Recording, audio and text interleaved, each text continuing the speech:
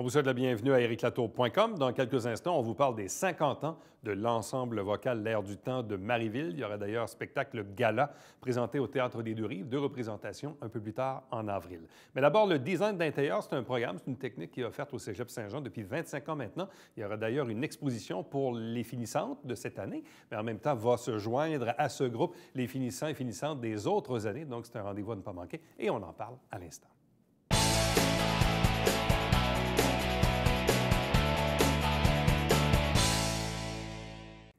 Depuis quelques années déjà, ici même à l'émission, on reçoit des finissants, finissantes du programme de technique de design d'intérieur, offert ici même au Cégep de Saint-Jean-sur-Richelieu depuis plusieurs années maintenant. Et ça vient aussi clore par l'exposition de fin d'année. C'est un peu le moment de célébrer aussi l'année qui se termine, puis probablement les nouveaux projets d'avenir pour les finissantes du programme. Avec nous, 3 invités. Je vous les présente à l'instant. D'abord, Jade Hopkins, bonsoir. Bonjour. Accompagnée d'Andréane Jeté, bonsoir. Bonsoir. Et de même que Elisa Guindon, bienvenue. Bonsoir et bienvenue. Bonsoir. Bon. Expliquez-nous tout d'abord, est-ce que vous êtes toutes les 3 finissantes du programme de cette année? Oui. Bon. Pourquoi vous vous êtes inscrit en design d'intérieur? Mon Dieu. Pour le besoin de créativité.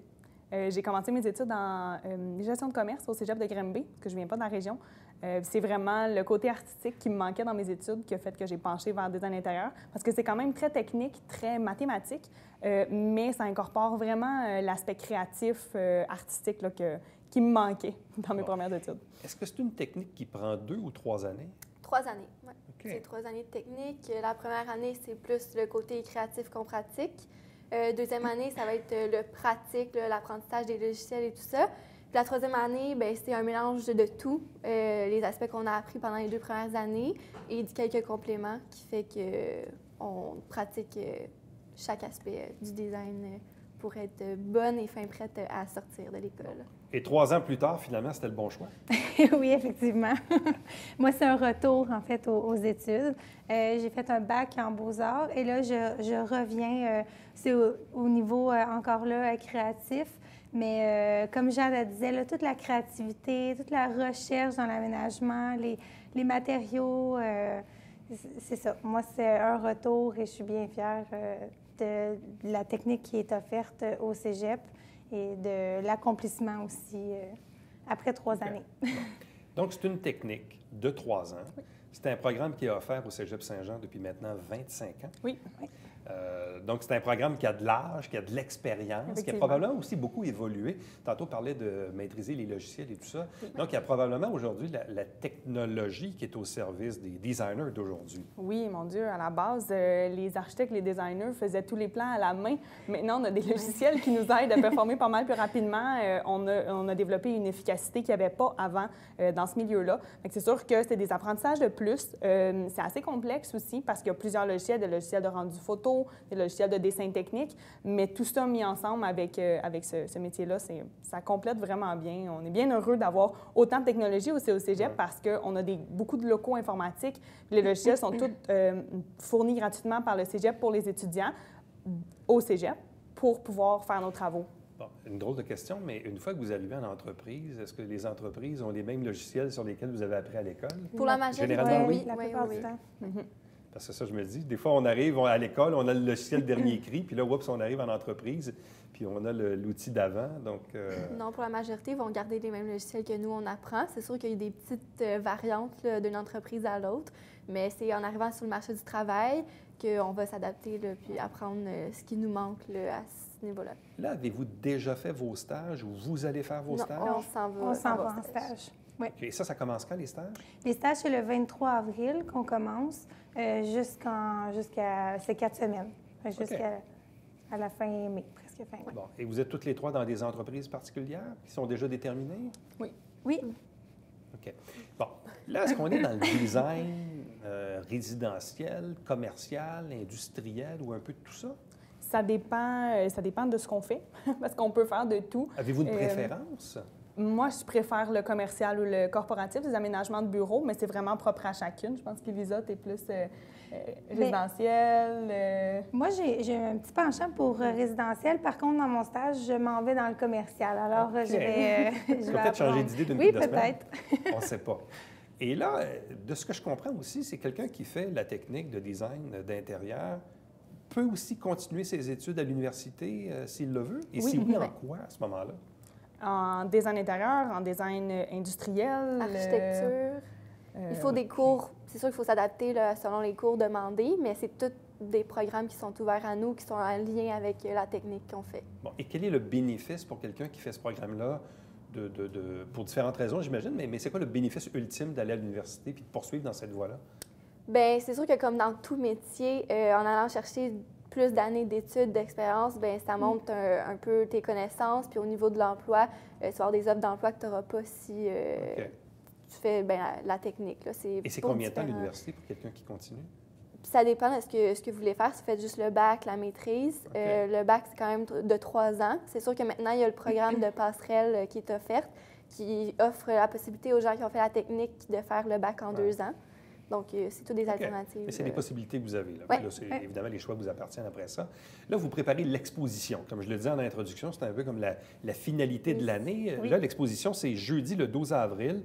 Vous allez tenir ça au Théâtre des Deux-Rives, au Cégep Saint-Jean. Donc, expliquez-nous un peu en quoi ça consiste. Oui, alors, toutes les finissantes sont là avec leur projet. La plupart vont présenter le dernier projet qu'on fait, on appelle le ESP. Alors, c'est l'épreuve synthèse de programme. Ça se fait au Théâtre des Deux-Rives. Et comme on disait tantôt, cette année, c'est mélangé avec le 25e. Et c'est ouvert au public de 2 heures dans l'après-midi jusqu'à 6 heures le soir. Ensuite, c'est privé pour le 25e. Alors, c'est des anciens qui viennent des anciennes, majoritairement, et des professionnels et des professeurs. Qui sont là par la suite. Là, exemple, pour la cohorte de cette année, vous êtes combien là, de finissantes? On est 34? 34. 34. OK, vous êtes une trentaine. Oui, Ouais, on est là- toutes des filles cette année. Oui. Il n'y a aucun gars? Aucun gars dans notre cohorte. Je pense Non. que l'année passée, il y en avait un. Oui, Ouais, il y en avait un. Ouais, un gars. 2 gars, oui. 2 gars l'année passée, puis dans l'année, ceux qui sont en 2e année cette année, il y a 2 gars aussi dans leur année. Ouais. Là. On est une année spéciale, exclusivement Et de là, femmes. là, la question qui tue, c'est pourquoi il n'y a pas de gars? Ça intéresse pas les gars? Ben oui, mais un peu moins les gars. Mais maintenant, au Cégep de Saint-Jean, il y a aussi la technique d'architecture. Les gars se retrouvent beaucoup plus dans celle-là. C'est un peu plus technique, un peu plus mathématique. Fait que les gars préfèrent faire des calculs que choisir des rideaux. OK. Je comprends. OK. Et là, dans le fond, l'événement cette année tourne autour, évidemment, du 25e anniversaire du programme. Oui. Donc, là, évidemment, il y a vous, là, les 34 finissantes de la cohorte de cette année, mais vont s'adjoindre quoi, les finissants des autres années? Vous allez faire comme un gros rassemblement, ça? Oui, bien c'est ça, en fait. Le 25e, c'est vraiment un événement qui est sur invitation pour tous les professionnels du milieu et les anciennes étudiantes et étudiants des 25 dernières années. Pour célébrer un peu là, justement le début de la technique et le 25e, là, en fait, pour dire bravo, on est rendu à 25 ans. Et là, quand on parlait de ESP tantôt, donc qu'est-ce que vous présentez comme projet? Donc, le public là, qui va se rendre là jeudi le 12 avril, là, entre 14 et 18 heures, il va voir quoi au juste? Il va voir, en fait, chaque finissante va présenter son projet, comme on disait, son épreuve synthèse de programme pour la majorité. C'est des projets résidentiels, des projets commerciaux, des projets de bureau. C'est des photos, c'est des graphiques? On a des plans. En fait, chaque finissante a un panneau avec son projet, une présentation couleur de son projet, donc les plans, des 3D couleurs, avec peut-être quelques petits échantillons de matériaux. Certains ont des cartes d'affaires, des portfolios aussi, pour se faire connaître là, au public. Et toi, ton projet, c'était quoi? Une boutique érotique. Wow! Pourquoi? Parce que ça a donné comme ça. Mais c'est un super projet, c'est super intéressant. Fait que ça prouve qu'on peut faire vraiment n'importe quoi. Toi, tu fais un bar, Moi, je fais un fait une chalet. résidence. Un chalet. Fait qu'on a vraiment de tout. Bar, chalet, boutique érotique. Bar, chalet, boutique érotique. Oui, ça exactement. va bien ensemble. On devait se trouver un projet. Chacune devait se trouver un projet. D'elle-même. D'elle-même. Puis habituellement, quelqu'un qu'on ne connaît pas. Mais ça ne pouvait pas être des amis ou de la famille. Et là, le chalet, il ressemble à quoi? Ah, ben là, il est beau. Oui, bien, on doit revoir l'intérieur. Ce qui était demandé, c'était au niveau de toucher à la plomberie, c'est pas juste de la décoration. On parle de design. Fait, des murs porteurs, les poutres, les colonnes, les tuyaux de plomberie. C'est pas juste de la peinture et des rideaux, là. Non, pas du c'est tout. tout l'aspect de construction. Oui, tout l'aspect de l'aménagement. Il y en a même qui allaient vers faire des agrandissements. Donc, il y a beaucoup de recherches à faire là, à ce niveau-là. Et le bar, lui, il ressemble à quoi? Bien, moi, en fait, je faisais le projet de la brasserie de Nam. Donc, c'était un espace boutique, un espace bar qui est conjoint ensemble. Mais il ressemble à un bar. C'est vraiment porté sur le produit en tant que tel parce que c'est une microbrasserie à la base qui font la fabrication de bière. Donc, c'est pas mal... C'était pour mettre le produit en valeur et l'image de l'entreprise. C'est quoi les tendances de l'industrie en termes de techniques, de matériaux, de couleurs? C'est quoi les tendances de l'industrie? Parce que souvent, vous êtes dans un monde aussi où la mode évolue, où les goûts changent ou reviennent dans certains cas. Est-ce qu'il y a des tendances en ce moment dans ce monde-là? C'est large, hein? Plus ou moins, ça dépend vraiment du projet, je pense qu'on fait, parce que toutes les couleurs peuvent être belles dans un espace, dépendamment de comment on les amène. Tous les matériaux peuvent être beaux. C'est vraiment une question de goût personnel. Ouais. Mais c'est sûr qu'en design, on essaye toujours d'être un peu avant-gardiste. Donc, tu sais, les tendances, on va les voir. De conseiller le client par rapport à ses goûts. Parce qu'un client peut être plus aussi. conservateur qu'un autre. Exactement, Et exactement. répondre aux besoins aussi. En décoration, on va voir les tendances industrielles, tendances... il y en a de toutes sortes. Mais en design, on essaie d'être toujours un peu avant-gardiste. On essaie d'aller un peu plus loin de ce qui se fait actuellement. Et là, toi, c'est quoi tes projets d'avenir? L'université. Okay. On va commencer par ça. En design? En design intérieur, oui, le bac à l'Université de Montréal. OK. Idéalement en 2 ans. On verra si, Andréane, toi? Ben moi aussi, c'est en design intérieur. J'hésitais entre l'architecture et le design. Je m'en vais faire mon stage dans un bureau d'architecte, donc on verra si j'aime toujours ça. Il y a un bureau d'architecte aussi, on peut le préciser, à Paris. Oui, à Paris. Parce que c'est... C'est stage à l'international. C'est un stage à l'international. Oui, c'est quelque chose d'autre qui est offert au cégep, faire les stages à l'international. Oui, c'est vraiment bien. C'est bien ça. Et toi, tu dis que tu avais déjà un bac en beaux-arts, c'est ça? En beaux-arts, oui. OK. Oui. Et là, toi, dans le fond, tu as fait un retour pour aller chercher ta technique en design d'intérieur. Et toi, ton souhait, c'est d'arriver au marché du travail bientôt, là. Oui, effectivement. Moi, je vais leur laisser aller à l'université. Tu as déjà donné. Oui, exactement. Moi, je vais faire mon stage, comme je disais, dans un bureau commercial. Je veux juste prendre de l'expérience et ensuite, on verra la suite des choses. Bon. Alors, donc, si le programme de design d'intérieur vous intéresse ou vous désirez voir un peu le fruit de leur travail, jeudi 12 avril, 14 à 18 h au Théâtre des Deux-Rives à Saint-Jean-sur-Richelieu.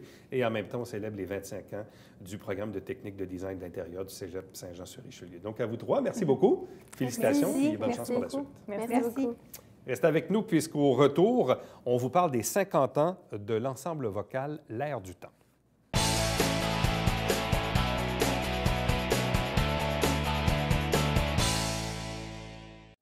Mesdames et messieurs, bonjour et bienvenue à la Justice entre nous. Mon nom est Serge.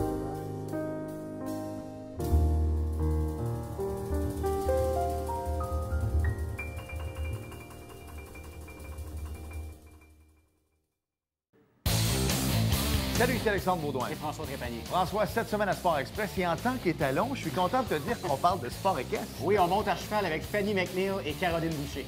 Fort intéressant. Oui. Manquez pas.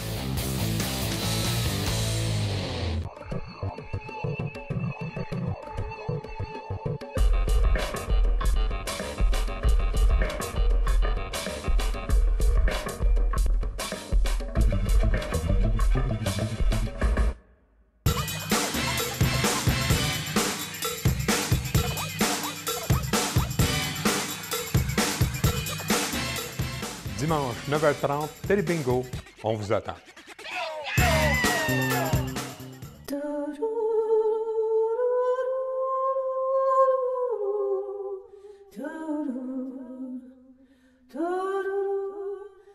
Coulisses Bêta, jeudi, 19h.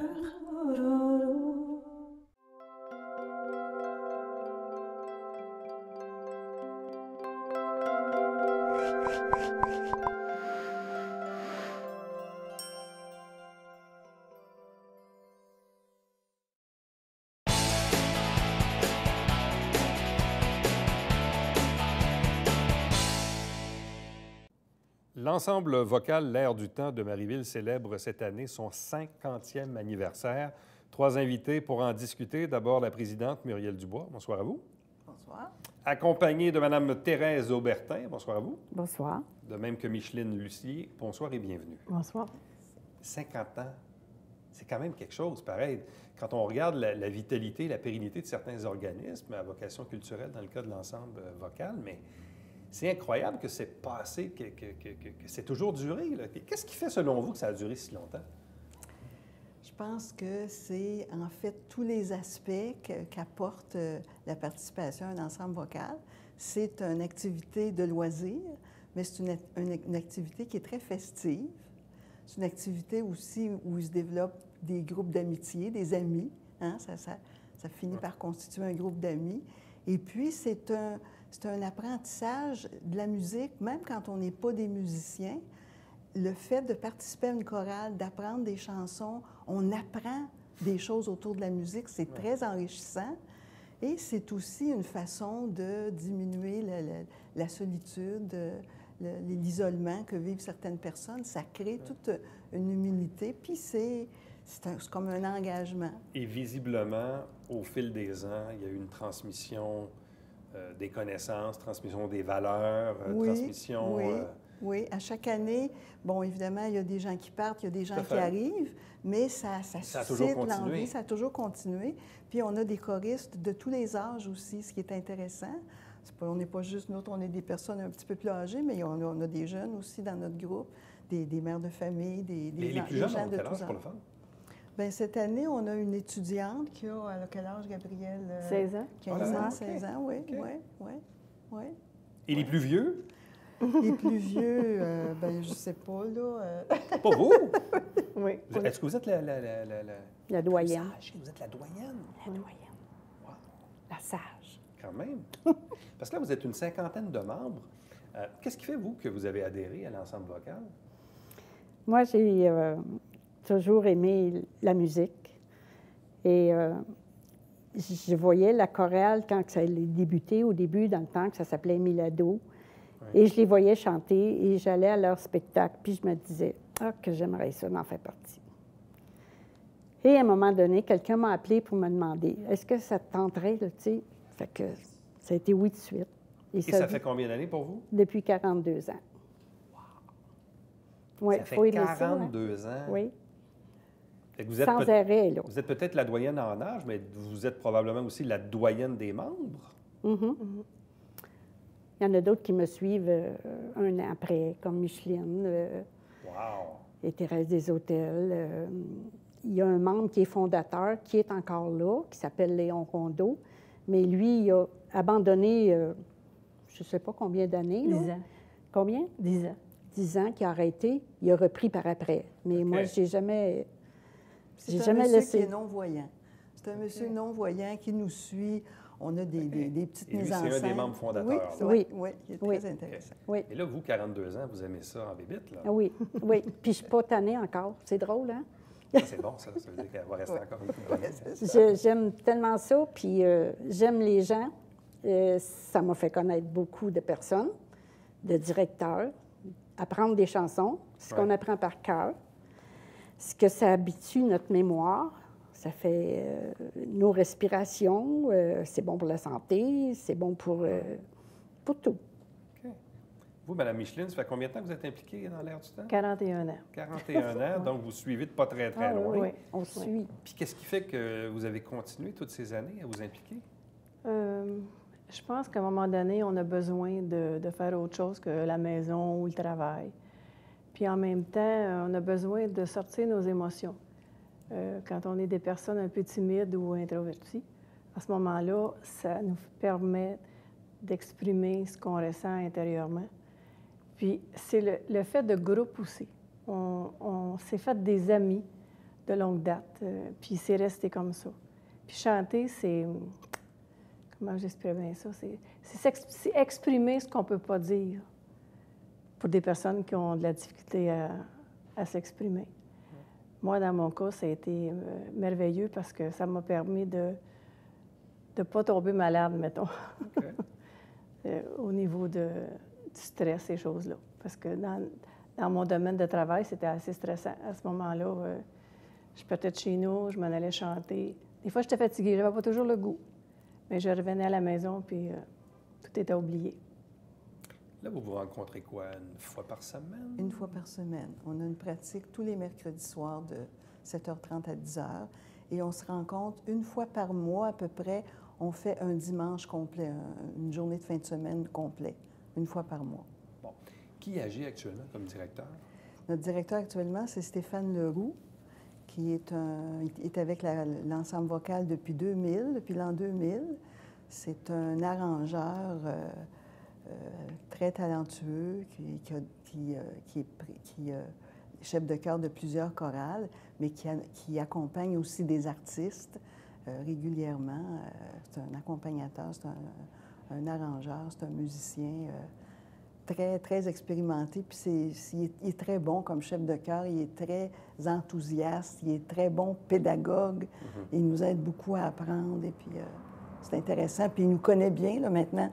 Il est avec nous depuis l'an 2000, ça fait qu'il connaît bien le groupe, la chorale, notre façon de chanter. Puis, Et là, qu'est-ce qui vous fait chanter? C'est quoi les chansons que vous pratiquez, que vous chantez? C'est du populaire. On peut avoir du populaire. On peut avoir du classique aussi. Pas mal varié. Un peu de tout. Pas mal varié. Comme du country. Musique populaire. C'est populaire, oui. Est-ce que parfois, ils vous amènent des petites surprises? Oui. Oui. Oui. Au prochain spectacle, vous allez voir, ça va être une rétrospective du début du chant choral, aller au chant d'aujourd'hui. Et ça va être vraiment surprenant. Les gens vont rester surpris. Même nous, au début, on a resté surpris du choix de pièces et ça va être excellent. Donc, si vous avez une cinquantaine de membres, on va faire une blague, là, mais disons de 7 à 77 ans, on s'entend que c'est très, très élargi. Oui. Est-ce qu'il y a des messieurs? Oui. Est-ce qu'il y en a beaucoup? Cette année, on en a 12, 15? Une douzaine, oui. Okay. À peu près une douzaine, oui. Ouais. C'est aidant. C'est sûr que c'est toujours plus difficile d'avoir des hommes. Hein? Bon, il y a plus de femmes que d'hommes. Mais cette année, on avait fait appel aux anciens, puis on a fait beaucoup de recrutement, de publicité pour avoir des hommes, parce que c'est sûr que c'est très aidant quand on a des hommes. Est-ce qu'il y a des chanteurs, des chanteuses qui s'ignorent, des gens qui nous regardent peut-être, puis qui ils savent pas trop, puis j'y vas-tu pas, je branle dans le manche, puis finalement, les gens finissent par se découvrir un talent qu'ils n'avaient peut-être pas, qu'ils ne savaient pas, en fait. C'est ça, en fait. C'est sûr que dans le groupe, il y a quelques personnes qui sont des musiciens, qui connaissent la musique, mais la majorité, on est des gens ordinaires qui ne connaissent pas nécessairement la musique. Alors, il suffit d'avoir une voix juste, d'avoir une bonne oreille et aussi d'avoir la volonté d'apprendre, parce qu'il faut les apprendre, les chansons. Et on a tout un système là, qui nous permet d'avoir les chansons chez nous, puis de les écouter, puis de les apprendre. Alors, c'est ça que ça prend. Quand on a des nouveaux choristes qui arrivent, il y a une audition qui est faite par le chef de chœur. Le chef de chœur vérifie, est-ce qu'on chante juste? Est-ce qu'on a une bonne oreille? Quel est le pupitre dans lequel on va mieux déployer notre voix? Et puis après ça, bien, il suffit de travailler un peu, puis on s'adapte, là, puis on apprend. Donc là, vous avez un spectacle gala pour souligner les 50 ans de l'ensemble vocal de l'Air du temps. Donc, c'est les 20 et 21 avril au Théâtre des Deux-Rives, ici même à Saint-Jean-sur-Richelieu. Oui. Donc, ça va ressembler à quoi, votre spectacle? Eh bien, ce que notre chef de chœur nous proposait cette année, comme un peu vous l'a expliqué Micheline, c'est qu'on fasse un peu une rétrospective de l'évolution du chant choral dans les 50 dernières années. Qu'est-ce que ça a été, le chant choral, dans les 50 dernières années? On se rappelle qu'au début du chant choral, c'était surtout des chants d'église. C'était les églises qui rassemblaient les personnes pour chanter. À partir de ça, à partir de ce qui a été développé comme chant d'église, comment ça a évolué? Alors, ça va nous permettre de chanter dans plusieurs styles, de faire un peu connaître notre répertoire en chantant des choses de plusieurs styles qui montrent un peu l'évolution de la chanson. Donc, des vieilles chansons françaises, des chansons anglophones plus récentes, etc. Et là, vous avez, Madame Thérèse, vous avez combien de chansons à apprendre là, pour le spectacle? 21. Oui, une vingtaine. Oui, une vingtaine, oui. Mais là, on est quand même proche du spectacle. Vous devez être quand même pas mal avancé dans les pratiques, là. C'est pas mal bon, là. Qu'est-ce qui reste à faire, là? La finition de mise en scène et de finaliser les petites phrases qui ne sont pas encore à point. Parce qu'on chante par cœur, hein? Oui. On ne chante pas avec nos livres. Vous n'avez pas de cahier devant vous? On n'a pas de cahier devant nous. Pas de nous. train, pas de cahier. Non. Alors, il faut apprendre des chansons par cœur. Oui. Il faut connaître bien. Il y a des chansons dans lesquelles il y a beaucoup de textes. On a des chansons anglaises, des chansons françaises, on a même des chansons espagnoles. Alors, il faut connaître le texte. Et depuis 3 ans, on a un metteur en scène qui nous aide à un peu animer nos spectacles, à avoir des spectacles un peu plus vivants, un peu plus thématiques aussi. Alors, il y a tout ça qu'il faut animer. Est-ce que vous avez parfois encore, même après 41 ans, des petits papillons dans le ventre quand vient le temps de monter sur scène puis de faire le spectacle, de livrer le spectacle? Ça reste tout le temps, ça. C'est toujours en nous, ça. On monte sur la scène, puis là, ça bouge en dedans là, jusqu'à temps qu'on ait fait la première chanson. Après, là, on se détend, ça va bien, puis on est content, on est heureux quand c'est terminé. Le spectacle se termine, en fait. Oui, mais on est fiers de nous. Puis on a raison d'être fiers de nous. Et là, en plus du spectacle Gala des 50 ans, vous allez tenir aussi cette année comme un concert de Noël, si on veut, dans le temps des fêtes au mois de décembre. Oui. Oui. Ce sera à l'église de Marieville, parce qu'évidemment, on a des liens particuliers avec la ville de Marieville. C'est là qu'on est né, puis c'est là aussi que nos activités se vivent à chaque semaine. Donc, ça sera à Marieville et ça sera un concert de Noël. Oui.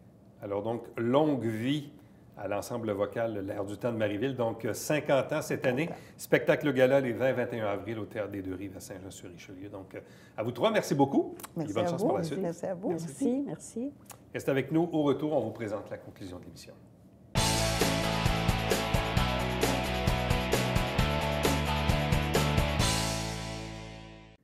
Conférence de Marie-Josée Betté le 25 avril. C'est organisé par la Commission scolaire des Hautes-Rivières sur la détection des allergies alimentaires en milieu scolaire. Donc, un sujet fort intéressant par les temps qui courent.